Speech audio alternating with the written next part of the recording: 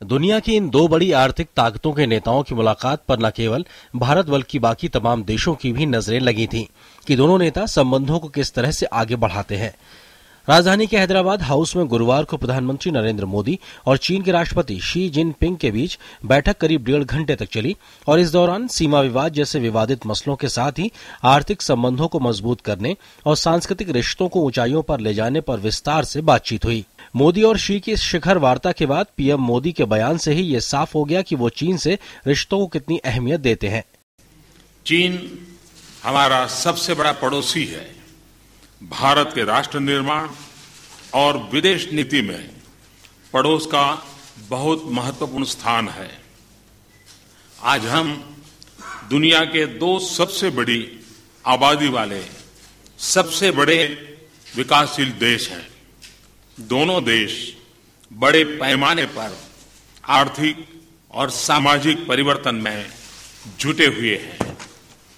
इसलिए यह जरूरी है कि इन संबंधों में आपसी विश्वास और भरोसा हो। जाहिर है पीएम ने चीन को साफ शब्दों में बता दिया है कि दोनों पक्षों को एक दूसरे की चिंताओं को समझना होगा। रिश्तों को नई ऊंचाइयों पर ले जाने में आर्थिक संबंधों का सबसे ज्यादा रोल है। प्रधानमंत्री मोदी और शी जिनपिंग दोनों की ही बातों से इसके साफ संकेत दिखे। मुझे प्रसन्नता है कि आज भारत में 2 चाइनीज इंडस्ट्रियल पार्क बनाने पर समझौता हुआ है और उन्होंने 5 साल में $20 बिलियन की चाइनीज इन्वेस्टमेंट कराने का कमिटमेंट भी किया है। यह आर्थिक संबंधों का एक न्यू चैप्टर है। दोनों देशों के बीच के व्यापार संबंधों में असंतुलन पर पीएम ने चिंता जाहिर की और उन्होंने चीनी राष्ट्रपति से भारतीय कंपनियों को चीन में निवेश का अवसर उपलब्ध कराने की मदद की बात कही। हमारे आर्थिक संबंध क्षमता से बहुत कम है। मैंने उनसे इसकी चिंता प्रकट की कि हमारे ट्रेड की गति कम हुई है और ट्रेड इम्बैलेंस भी बढ़ा है। मैंने उनसे अनुरोध किया है कि हमारी कंपनियों को चाइना में मार्केट एक्सेस और इन्वेस्टमेंट अपॉर्चुनिटीज और आसान कराएं। China will continue to take active steps to give more market access for products from India, including pharmaceuticals, farm products, and films, to help address the trade imbalance between China and India. 双边贸易不平衡问题。 दोनों देशों के बीच की चर्चा में क्षेत्रीय और अंतर्राष्ट्रीय विषयों पर भी अच्छी बातचीत हुई और आतंकवाद पर सहयोग बढ़ाने पर एक राय बनी।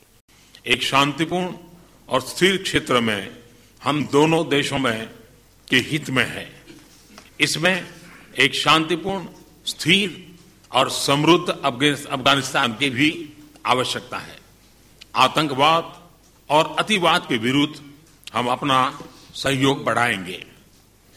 विश्व स्तर पर भी अपने साझे हितों पर सहयोग बढ़ाएंगे।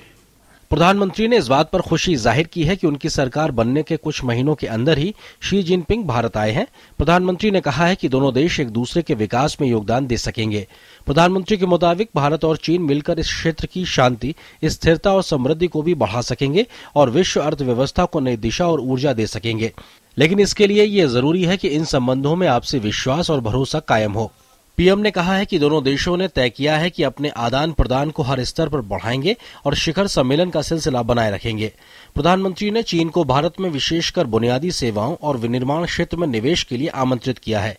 दोनों देश असैन्य परमाणु सहयोग के साथ ही ऊर्जा के क्षेत्र में सहयोग को नए स्तर पर पहुंचाने पर सहमत हुए हैं। प्रधानमंत्री ने कहा है कि समझौते दिखाते हैं कि दोनों देश अपनी साझेदारी को बढ़ाने में लोगों के बीच संपर्क और संस्कृति, पर्यटन और कला को केंद्र के बिंदु मानते हैं। प्रधानमंत्री ने इस बात पर जोर दिया है कि एशिया के विभिन्न क्षेत्रों को जोड़ने से एशिया की समृद्धि बढ़ेगी।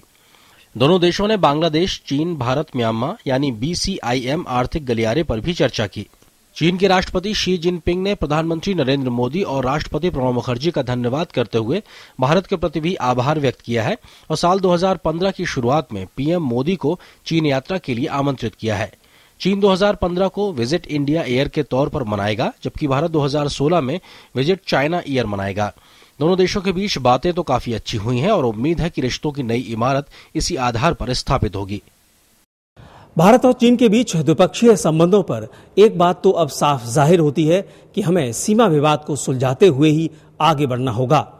आर्थिक मुद्दों पर जहां बराबरी का रास्ता अख्तियार करना होगा, वहीं ये भी देखना होगा कि भारत और चीन के बीच जो सांस्कृतिक संबंध हैं वो हमारे लिए कितने कामयाब साबित हो सकते हैं।